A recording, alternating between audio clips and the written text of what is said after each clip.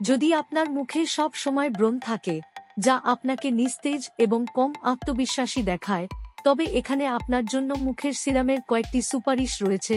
Salicylic acid serum.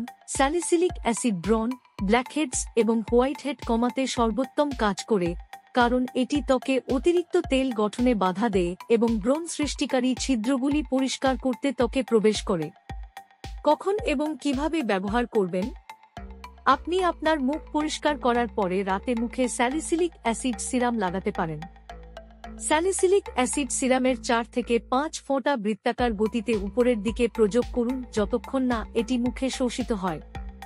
Glycolic acid serum. Glycolic acid serum খোলা ছিদ্র বন্ধ করতে সাহায্য করে এবং ত্বকের মৃত কোষের স্তর অপসারণ করে যা ব্রণ সৃষ্টি করে। এটি আপনার ত্বককে কম তৈলাক্ত করে ব্রণ গঠন রোধ করে। কখন এবং কিভাবে ব্যবহার করবেন? আপনি প্রতিদিন সন্ধ্যায় আপনার মুখ পরিষ্কার করার পরে মুখে গ্লাইকোলিক অ্যাসিড সিরাম লাগাতে পারেন। গ্লাইকোলিক অ্যাসিড সিরামের 4 থেকে 5 ফোঁটা বৃত্তাকার গতিতে উপরের দিকে প্রয়োগ করুন যতক্ষণ না এটি মুখে শোষিত হয়। তারপর আপনার প্রতিদিনের আর্দ্রতা ব্যবহার করুন। এই দুটি সিরাম আপনার ত্বকে সংবেদনশীলতা সৃষ্টি করতে পারে যদি আপনি সূর্যের রশ্মির সংস্পর্শে আসেন।